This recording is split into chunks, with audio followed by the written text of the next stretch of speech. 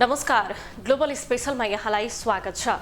दर्शकवृन्द, global special खोजमूलक समाचार सामग्रीहरूको special package हो। हामी जनसरोकारका हरेक विषयको गहिरो अध्ययन गर्दै सत्य तथ्यलाई उजागर गर्ने प्रयास गर्दछौँ। सत्य तथ्य र निष्पक्ष समाचारको प्याकेज दिने हाम्रो प्रयास निरन्तर जारी छ।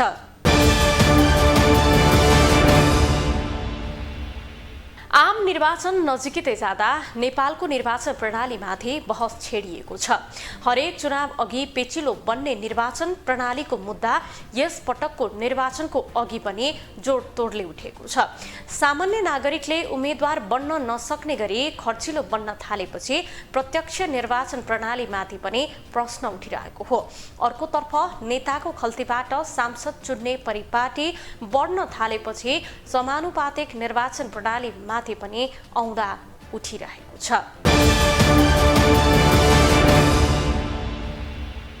मङ्सिर 4 गते हुने प्रदेश र प्रतिनिधि सभाको निर्वाचन नजिकै जाँदा निर्वाचन प्रणालीमाथि बहस छेडिएको छ।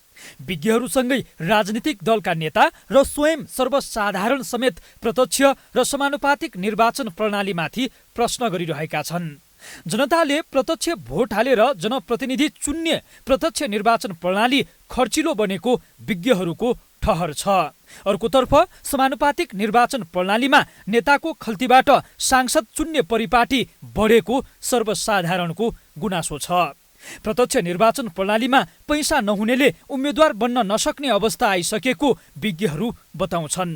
स्वयं नेताहरू पनि प्रत्यक्ष निर्वाचन प्रणालीप्रति सन्तुष्ट छैनन्। साम दाम र दण्डभेदको प्रयोग हुने यो निर्वाचन प्रणालीले इमान्दार कार्यकर्ताको अवमूल्यन गर्ने गरेको उनीहरू बताउँछन्। तपाईले अहिले प्रत्यक्षमा चुनावमा गइरहँदाखेरि एउटा मान्छेलाई करोडभन्दा बढी खर्च चाहिन्छ, होइन? र अनि त्यसपछि चाहिँ इमान्दार मान्छेहरू, निष्ठावान मान्छेहरू चाहिँ पछाडि पर्ने अवस्था देखिसकेको छ। जसले यो समाज परिवर्तनको लागि योगदान गर्यो, त्याग गर्यो, उहाँहरू पछाडि पर्ने स्थितिमा आइसकेको छ, होइन? र अब भनौँ न, साम दाम दण्ड भेद भन्छ नि, सबै खालको प्रयोग हुन्छ यहाँ, होइन?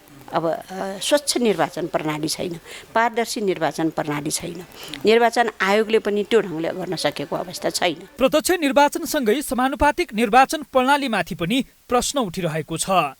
भन्नलाई समानुपातिक भन्ने, तर नेताको खल्तीबाट सांसद चुन्ने परिपाटी हाबी भएकोले यो प्रणाली नै खारेज गर्नुपर्ने विज्ञहरूको तर्क छ। उम्मेद्वारको सूचीमा राजनीतिक नेतृत्व हाबी हुने भएकाले समानुपातिक निर्वाचन प्रणालीले पिछडिएको वर्ग, क्षेत्र र समाजलाई समेट्न नसकेको उनीहरू बताउँछन्। समानुपातिक नराखे नि हुन्छ, यसरी दुरुपयोग हुने हो। दुरुपयोग र सरकारमा जाने चाहिँ नि तपाईँको चाहिँ ब्याकडोर, होइन?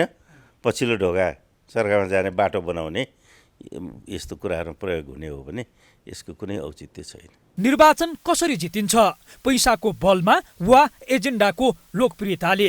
यो प्रश्नले अहिले बहस निम्त्याएको छ। हुन त प्रत्यक्ष र समानुपातिक दुवै निर्वाचन प्रणाली आफैमा खराब होइनन्, तर नेपालको दूषित राजनीतिले विकृति भित्र्याउँदा दुवै निर्वाचन प्रणालीमाथि औँला उठिरहेको छ। अब यसलाई राजनीतिक दलले कसरी सफा गर्लान्? गम्भीर प्रश्न छ। ग्लोबल टेलिभिजनका लागि क्यामेरामा सञ्जय खड्काका साथमा कैलाश कठायत, काठमाडौँ। मङ्सिर 4 गते हुने प्रदेश र प्रतिनिधि सभाको निर्वाचनमा युवा सहभागिताको मुद्दा जोडतोडले उठिरहेको छ। लामो समयदेखि सत्तामा रहेका पाका नेतालाई विश्राम दिनुपर्ने विषय बहसमा छ। तर नेताका भाषणमा ताली बजाउन प्रयोग भइरहेको आरोप खेपेका युवाहरू नेतृत्वमाथि हस्तक्षेप बढाउन भने सकिरहेका छैनन्।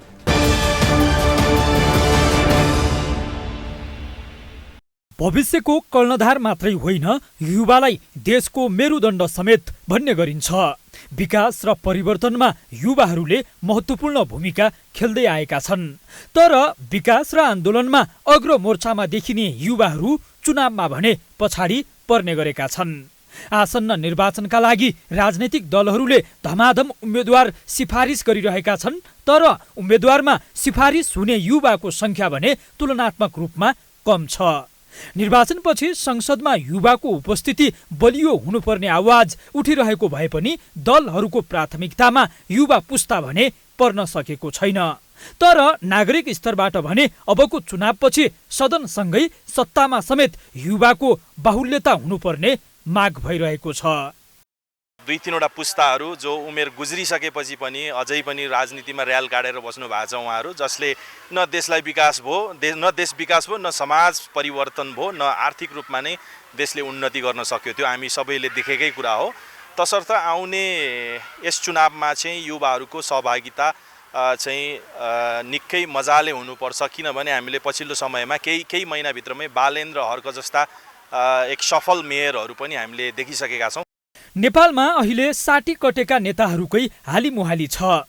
पञ्चायतदेखि बहुदल हुँदै गणतन्त्रात्मक व्यवस्थासम्म आइपुग्दा देशको बागडोर तिनै अनुहारले सम्हालेका छन्।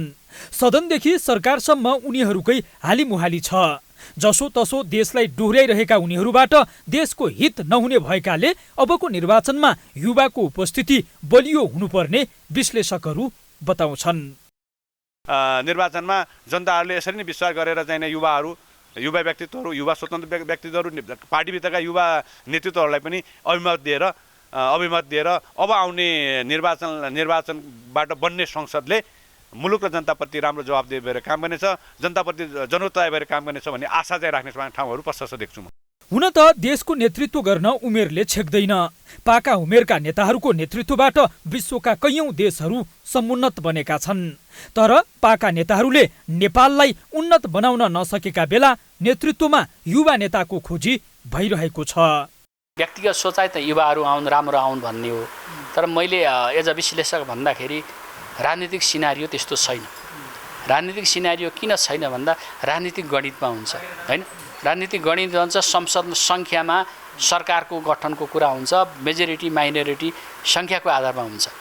पछिल्लो समय नेपालमा पुराना नेताहरूलाई हराउन अभियान नै चलिरहेको छ। दलहरूले युवा नेतालाई प्राथमिकता दिनुपर्ने माग भइरहेका बेला पाका नेताहरू विरुद्ध स्वतन्त्र उम्मेदवारी घोषणा गर्ने लहर समेत सुरु भएको छ। ग्लोबल टेलिभिजनका लागि क्यामेरामा गणेश पूर्व छाने मगरका साथमा कैलाश कठायत, काठमाडौँ।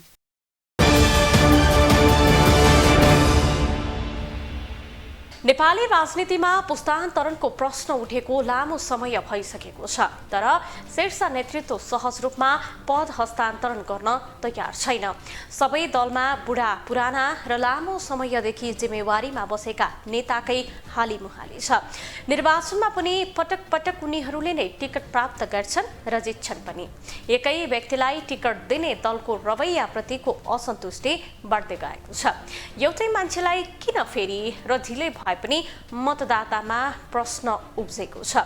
यसै सन्दर्भमा आज हामीले सर्वसाधारणलाई सोधेका छौँ, आगामी निर्वाचनमा युवा र नयाँ व्यक्तिले जित्न किन आवश्यक छ?